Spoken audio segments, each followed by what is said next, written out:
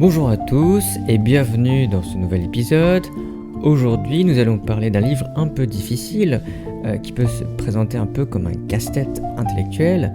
Il s'agit du livre de Louis Pinto qui s'appelle Pierre Bourdieu et la théorie du monde social. Ne vous inquiétez pas si le titre vous semble un peu compliqué, nous allons le décortiquer ensemble, mot par mot, idée par idée. On va voir ce que Pierre Bourdieu a à nous dire sur la société et surtout, on va essayer de comprendre pourquoi c'est important. Alors, ce livre, ce n'est pas un roman, c'est un livre pour essayer de comprendre comment fonctionne le monde dans lequel on vit, c'est-à-dire le monde social, le monde, la société avec toutes ses règles, ses différences, ses injustices. Pierre Bourdieu est un sociologue, à savoir une personne qui étudie la société. Il a passé sa vie à observer, à poser des questions et à essayer de trouver des explications à nos comportements, nos goûts, nos réussites et nos échecs. Le livre est un peu spécial. Il ne va pas juste vous raconter la vie de Pierre Bourdieu, il essaye plutôt de vous donner les outils pour comprendre vous-même sa pensée. C'est comme si on vous donnait un mode d'emploi pour utiliser un appareil très puissant. L'auteur dit dès le début qu'il ne va pas faire un portrait ou un résumé scolaire. Il veut nous montrer les gestes, c'est-à-dire les actions de pensée que Bourdieu a faites. Il veut nous montrer comment il a construit ses théories et il nous met en garde. Bourdieu n'aimait pas la théorie. Il veut dire qu'il n'aimait pas la théorie pour la théorie. Pour lui, la théorie, c'est un outil qui doit servir à faire de vraies recherches sur le terrain, à interroger des gens, à observer la réalité. Elle ne doit pas rester dans les nuages, dans des discussions entre intellectuels, c'est-à-dire des personnes qui réfléchissent sur des sujets compliqués qui ne changent rien à la vie des gens. Imaginez un architecte qui ne construirait jamais de maison. Pour Bourdieu, une théorie qui ne sert à rien dans la vie réelle, ce n'est pas une bonne théorie. Il appelait cela une posture théorique vide. Il voulait que la sociologie, c'est-à-dire cette science de la société, il voulait qu'elle soit utile pour comprendre vraiment les problèmes des gens, pour dénoncer les injustices, c'est-à-dire les situations où les gens ne sont pas traités de façon égale. Le livre commence par nous raconter l'histoire intellectuelle de Bourdieu. Où est-ce qu'il a puisé ses idées ? Dans les années 50, en France, la philosophie était à la mode, mais il y avait différents courants de pensée, c'est-à-dire différentes façons de penser. Ces différentes façons de penser s'affrontaient. D'un côté, il y avait l'existentialisme. C'était la philosophie de Jean-Paul Sartre. Elle parlait de la liberté de l'individu, de l'angoisse, c'est-à-dire une grande inquiétude de l'engagement personnel, également c'est-à-dire le fait de s'investir dans des causes. C'était une philosophie très centrée sur le sujet, sur le je, sur le moi. L'existentialisme disait que l'homme était libre, qu'il devait se construire lui-même par ses choix. C'était une philosophie qui donnait une grande importance à l'expérience vécue, à la conscience individuelle, c'est-à-dire ce que chaque personne pense et ressent. Les existentialistes pensaient que la société pouvait être un piège, mais que l'individu pouvait toujours décider de son destin, c'est-à-dire de son avenir. De l'autre côté, il y avait une tradition plutôt tournée vers la science. C'était l'histoire des sciences avec des personnes comme Gaston Bachelard. Ce courant-là s'intéressait à la manière dont la connaissance se construit. Il disait que les objets de la science, comme un atome par exemple, ne sont pas des choses simples ou évidentes que l'on observe directement. Au contraire, ils sont construits par la science, c'est-à-dire créés par lui à travers ses outils et ses idées. C'est le scientifique qui, avec ses outils, ses hypothèses, c'est-à-dire des idées qu'il va vérifier, c'est à partir de ça qu'il crée l'objet de sa recherche. Cette idée est centrale chez Bourdieu. Pour Bachelard, la science progresse en rompant avec les idées préconçues, c'est-à-dire les idées toutes faites, celles qu'il appelle les obstacles épistémologiques. Ce mot compliqué veut simplement dire les difficultés liées à la connaissance. Il faut se débarrasser des évidences du sens commun, c'est-à-dire de ce que tout le monde pense sans réfléchir, pour construire un savoir solide, c'est-à-dire une connaissance fiable. Cette idée de rupture avec le sens commun, c'est-à-dire de coupure avec les idées reçues, cette idée sera très importante pour Bourdieu. Il y avait un autre courant important, la phénoménologie, avec des philosophes comme Maurice Merleau-Ponty. Cette science est une philosophie qui essaie de décrire l'expérience humaine telle qu'elle est vécue. Comment on perçoit le monde, comment notre corps est engagé dans le monde, c'est-à-dire comment il participe à notre façon de vivre. La phénoménologie s'intéresse à ce qui se passe avant la pensée rationnelle, avant les catégories de la science, c'est-à-dire avant les façons de classer les choses. Elle veut retrouver l'expérience concrète, le monde de la vie. Par exemple, elle nous dit que nous ne voyons pas une chaise comme un objet géométrique, mais comme l'objet sur lequel on peut s'asseoir. L'expérience est toujours pratique, liée à notre corps, à nos besoins. Pierre Bourdieu va faire une sorte de grand mix de toutes ces idées. Il va prendre des outils chez les existentialistes, chez les scientifiques, chez les phénoménologues. Mais il va surtout les transformer, les adapter à son sujet, à savoir la société. Il va inventer un nouveau regard. C'est pour cela que Louis Pinto dit que sa trajectoire, c'est-à-dire son parcours, il dit qu'il a une vie assez atypique, c'est-à-dire hors du commun. Bourdieu est un philosophe de formation, mais il est devenu sociologue et ethnologue, c'est-à-dire une personne qui étudie les sociétés traditionnelles. Il est en partie en Algérie pendant la guerre d'indépendance pour étudier les sociétés traditionnelles. Cette expérience de terrain, c'est-à-dire le fait d'aller sur place pour observer, cette expérience va beaucoup le marquer. En Algérie, Bourdieu observe les paysans kabyles. Il voit comment la colonisation et la modernisation bouleversent leur vie. Il découvre des sociétés où l'honneur est plus important que l'argent, où les échanges ne sont pas basés sur le calcul économique pur, c'est-à-dire sur le simple fait de gagner de l'argent. Il voit des gens qui sont arrachés à leur mode de vie traditionnel, c'est-à-dire éloignés de leurs habitudes et qui ne savent plus comment agir dans le nouveau monde capitaliste, c'est-à-dire le monde où l'argent est très important. Cette expérience va lui donner l'idée qu'il y a un sens pratique, une façon de se comporter qui n'est pas rationnelle, c'est-à-dire qui n'est pas basée sur la logique et le calcul, mais qui est adaptée à une situation donnée. Cette idée va devenir centrale dans sa sociologie. Louis Pinto nous raconte aussi comment Bourdieu a évolué dans le milieu universitaire, c'est-à-dire le monde de l'enseignement supérieur et de la recherche. C'était un élève brillant, il était normalien, c'est-à-dire qu'il avait fait l'école normale, qui est une école très prestigieuse. Il était agrégé de philosophie, c'est-à-dire qu'il avait réussi un concours très difficile pour devenir professeur. Malgré ses réussites, il a choisi une voie différente de celle de ses camarades. Alors que beaucoup faisaient des carrières prestigieuses, c'est-à-dire des parcours professionnels très respectés, Bourdieu s'est tourné vers des objets d'études plus modestes, plus concrets, à savoir la photographie, les musées, l'éducation. Il a étudié les pratiques culturelles, c'est-à-dire ce que font les gens dans le domaine de la culture, les goûts des gens, etc.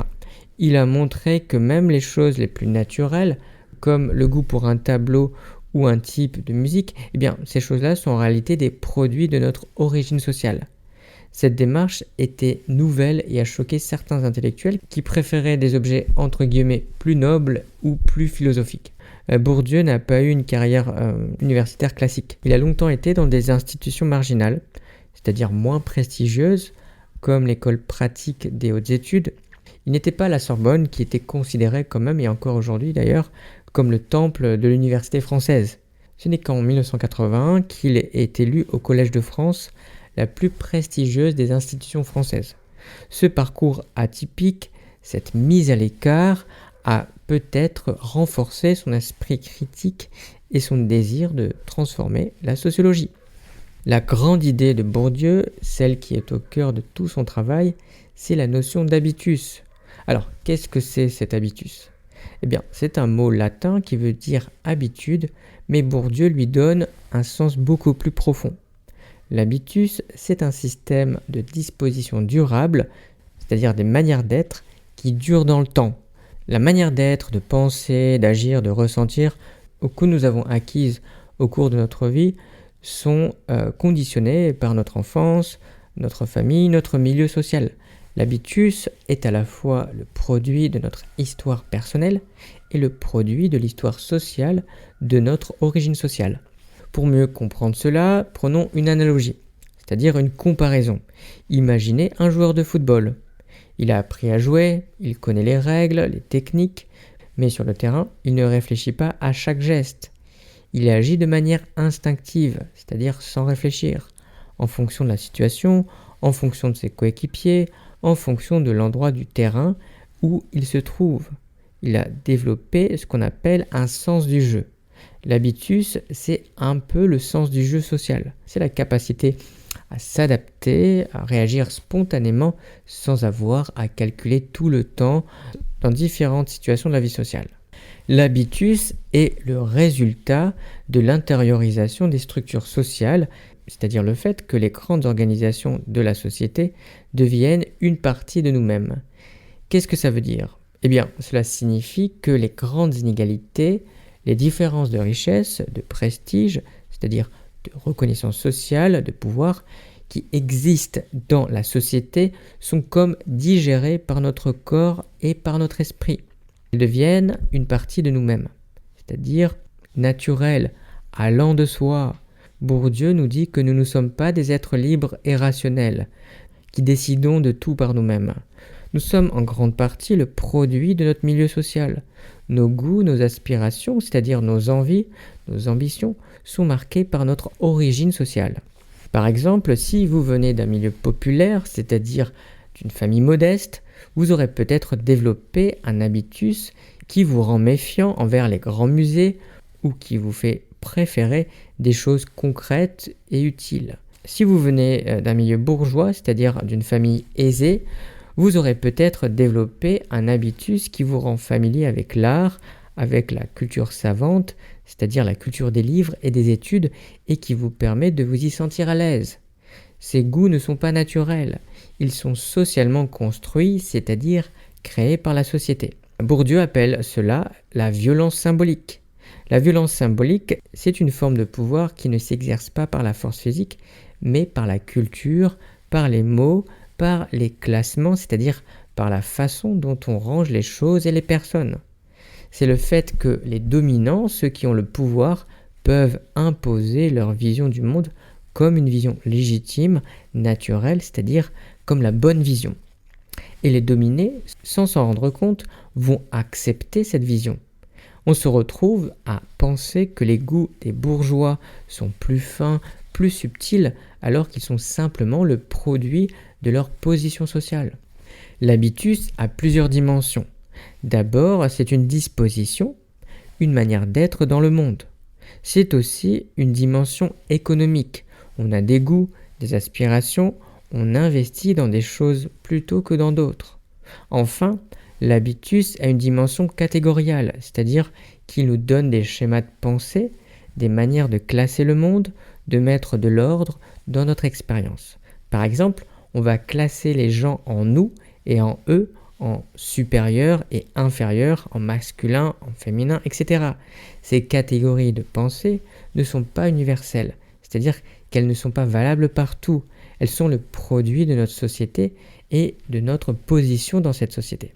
La notion d'habitus permet à Bourdieu de dépasser une vieille opposition philosophique, à savoir l'opposition entre objectivisme et subjectivisme.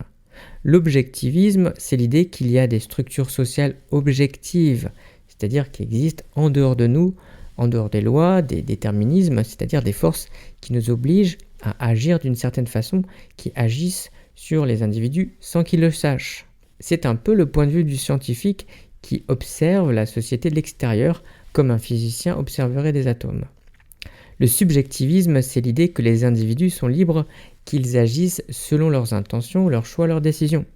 C'est le point de vue de l'individu qui vit la société de l'intérieur. Bourdieu refuse ce choix. Pour lui, les deux points de vue sont vrais, mais ils sont incomplets. L'habitus est ce qui permet de les unir. L'habitus est une structure intériorisée. Il est à la fois subjectif parce qu'il est dans l'esprit et le corps des individus et objectif parce qu'il est le produit des structures sociales. L'habitus est le lieu où la société se fait corps, où les déterminismes sociaux deviennent des dispositions individuelles.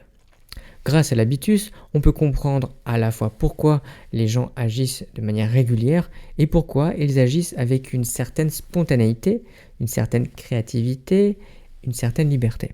Un autre concept clé chez Bourdieu, c'est le concept de champ. Un champ, c'est un espace social structuré avec ses propres règles, ses propres enjeux, c'est-à-dire ce qui est important pour les gens qui y participent, ses propres hiérarchies, c'est-à-dire ses propres classements.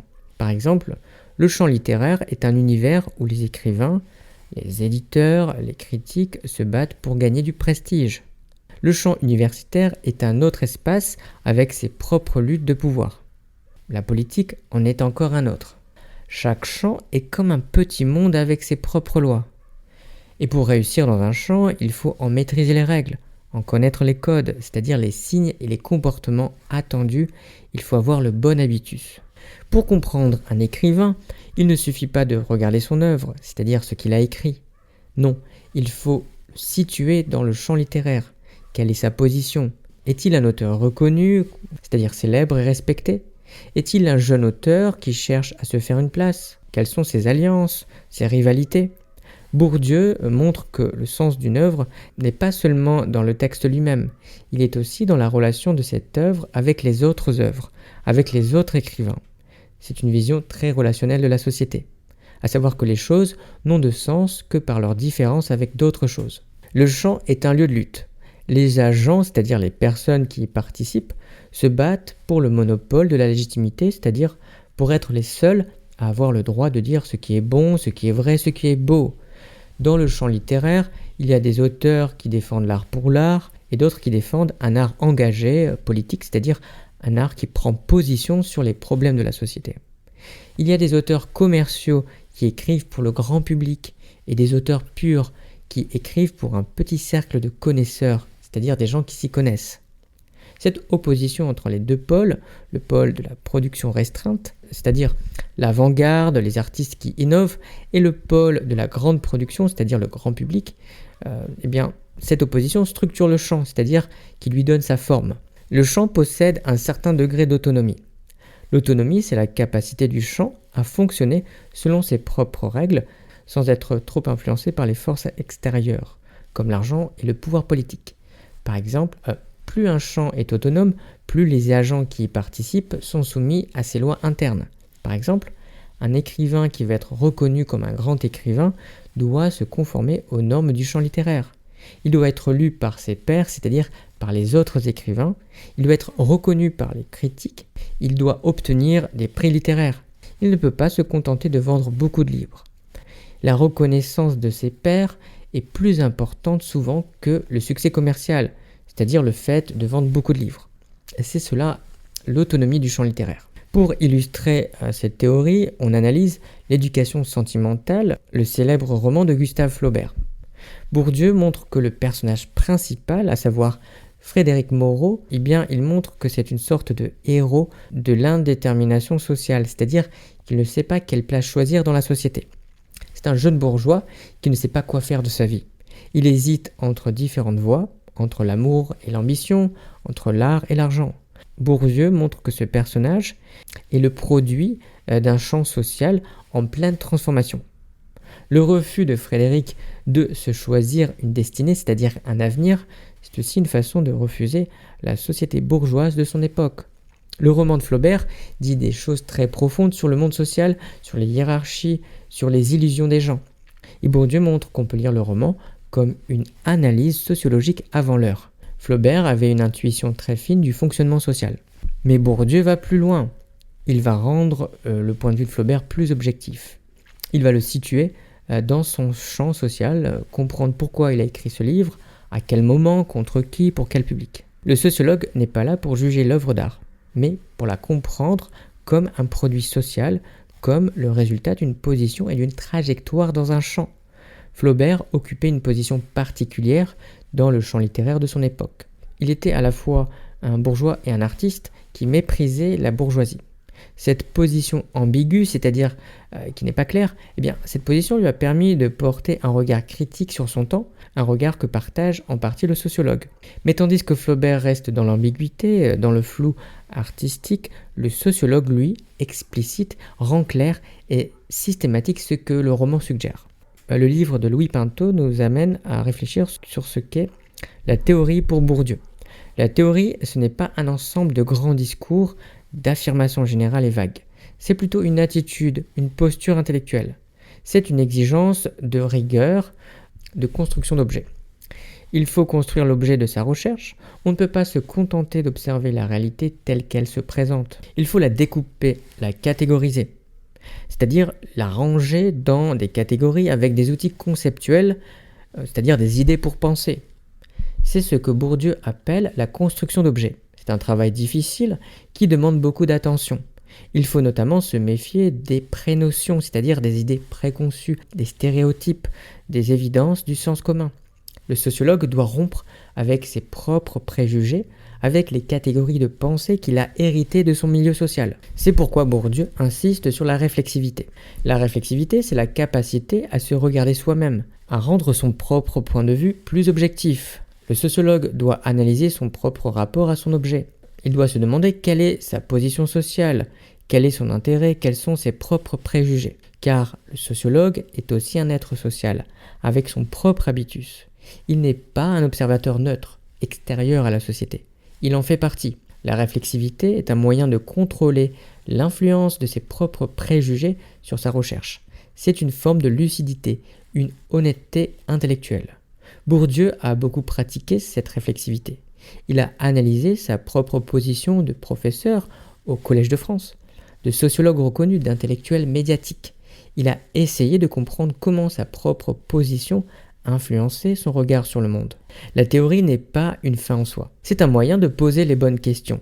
La sociologie doit nous aider à dissoudre les fausses questions, les questions qui viennent de nos préjugés ou des catégories imposées par la société. Par exemple, au lieu de se demander pourquoi les gens sont-ils pauvres, une question qui peut mener à des réponses moralistes ou simplistes, le sociologue va se demander comment se reproduit l'inégalité des chances. Quels sont les mécanismes qui font que certains réussissent et d'autres échouent? Cette reformulation change tout. Elle ouvre la voie à une analyse rigoureuse des mécanismes sociaux au lieu d'une condamnation morale des pauvres ou d'une célébration des riches. Bourdieu est très méfiant envers les mythes savants, c'est-à-dire les grands récits qui prétendent tout expliquer. Il se méfie des prophètes, des intellectuels qui annoncent de grandes lois sur l'histoire. Il est méfiant envers ceux qui parlent de la modernité, de la postérité, des mutations de la société. Pour Bourdieu, ces discours sont souvent vagues, sans véritable fondement empirique, c'est-à-dire sans s'appuyer sur des faits observables. Ils servent surtout à donner une importance aux intellectuels qui les prononcent. Le sociologue, lui, doit rester modeste. Il doit se contenter d'analyser des objets précis avec des outils rigoureux. Il ne doit pas prétendre détenir la vérité ultime sur la société. Le livre parle ensuite d'anthropologie. L'anthropologie, c'est l'étude de l'homme, de ce qui fait l'humanité. Bourdieu parle de capital symbolique. Le capital symbolique, c'est la reconnaissance, le prestige, l'honneur. C'est une forme de capital très puissante, car elle est méconnue comme capital. Les gens ne se disent pas « je recherche du capital symbolique ». Ils recherchent du prestige, de l'honneur, de la reconnaissance, mais ils ne la nomment pas comme un capital. Le capital symbolique est un capital qui se gagne en faisant des gestes désintéressés, c'est-à-dire sans rien attendre en retour, en donnant sans attendre de retour immédiat. Dans les sociétés traditionnelles, l'honneur est très important. On peut perdre son honneur en ne se comportant pas comme il faut, en ne respectant pas les règles du jeu. Et quand on a de l'honneur, c'est-à-dire du capital symbolique, on peut en tirer des bénéfices, avoir des avantages sociaux. Prenons l'exemple du don. Si vous faites un cadeau à quelqu'un, vous ne faites pas un calcul économique. Vous ne vous dites pas « je vais donner ce cadeau pour recevoir quelque chose en échange ». Et pourtant, le don crée une obligation, c'est-à-dire un devoir. Celui qui reçoit le cadeau se sent redevable, c'est-à-dire qu'il se sent obligé de rendre quelque chose. Il devra à son tour donner ou rendre un service. Le don est donc un acte qui crée des liens sociaux, qui établit une relation de dépendance, c'est-à-dire une relation où l'on a besoin de l'autre. Mais cette dimension économique du don est masquée, c'est-à-dire qu'elle est cachée. Elle est symbolique. Le don est vécu comme un geste gratuit, désintéressé, alors qu'il a une fonction sociale très concrète. C'est ce que Bourdieu appelle la double vérité du don. Il est à la fois intéressé et désintéressé. Cette duplicité, c'est-à-dire ce double aspect, est au cœur de la vie sociale. Le capital symbolique est lié à la croyance. Pour qu'il fonctionne, il faut que les gens y croient. Il faut qu'ils croient que le don est vraiment désintéressé, que l'honneur est vraiment une valeur. Si on commence à dévoiler la vérité du don, si on dit « tu m'as donné un cadeau pour que je te rende service », alors le don perd sa valeur symbolique. La violence symbolique, c'est précisément cette croyance partagée dans un ordre social qui valorise les dominants. Les dominants ont plus de capital symbolique. Ils sont reconnus comme supérieurs, comme plus honorables. Et les dominés acceptent cette supériorité sans même la questionner. C'est une forme de domination d'autant plus puissante qu'elle est visible, qu'elle est ressentie comme naturelle. Bourdieu nous montre que les passions humaines, les intérêts, ne sont pas toujours économiques. Il y a des intérêts proprement symboliques. On peut agir par passion, par amour de l'art, par amour de la science, par désir de reconnaissance. Mais ces passions sont socialement construites. Elles sont le produit de notre habitus, de notre position sociale. Le sociologue n'a pas à juger de la valeur de ces passions. Il doit les comprendre. Pourquoi un individu se passionne-t-il pour l'art ? Pourquoi un autre se passionne-t-il pour la politique ? Ces goûts ont une histoire, une origine sociale. Le capital symbolique est ce qui donne des raisons d'exister aux individus. Il leur donne une place dans la société, une identité, une reconnaissance. Le livre nous montre que Bourdieu a une vision très complète de l'homme. Il parle du corps, de l'esprit, des émotions, des passions, des croyances. Il montre comment tout cela est socialement construit. Le corps lui-même est marqué par le social. La manière de se tenir, de marcher, de parler, de manger, tout cela est le produit de notre habitus. Dans les sociétés traditionnelles, l'opposition entre le masculin et le féminin est inscrite dans le corps.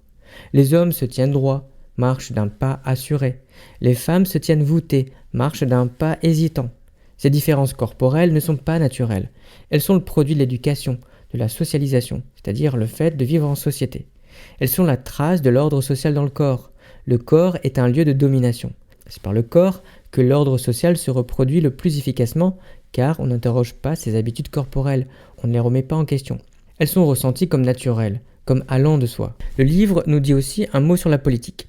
Bourdieu a souvent été accusé d'être trop déterministe, c'est-à-dire de penser que tout est décidé à l'avance par des forces sociales, de ne pas laisser la place à l'action politique. Louis Pinto répond à cette critique. Pour lui, la sociologie de Bourdieu est profondément politique. Mais sa politique n'est pas celle des partis politiques, des discours officiels. Sa politique est dans la manière même de faire de la sociologie. Révéler les mécanismes de la domination, montrer comment les inégalités se reproduisent, dénoncer la violence symbolique, c'est déjà un acte politique. La sociologie est un monde de vision politique. Elle nous apprend à voir la société autrement, à ne pas prendre pour naturel ce qui est construit, à comprendre comment fonctionne l'ordre social. Elle nous offre des instruments pour résister à la domination symbolique, pour ne pas être manipulé par les discours dominants.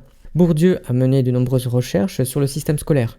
Il a montré que l'école, qui se présente comme un lieu de mérite et d'égalité des chances, est en réalité un lieu de reproduction des inégalités sociales.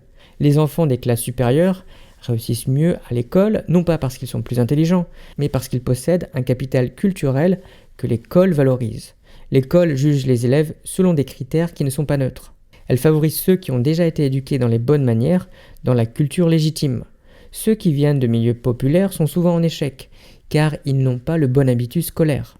L'école légitime les inégalités sociales en les transformant en inégalités de talent ou de mérite. C'est une forme de violence symbolique très forte. Bourdieu a aussi beaucoup travaillé sur les médias, notamment la télévision. Il a montré que la télévision impose une vision du monde qui est celle des dominants. Elle donne la parole à des experts, à des personnalités politiques, mais elle écarte la voix des gens ordinaires. Elle formate les débats. Elle réduit la complexité du monde à des histoires simples, à des affrontements entre des personnages.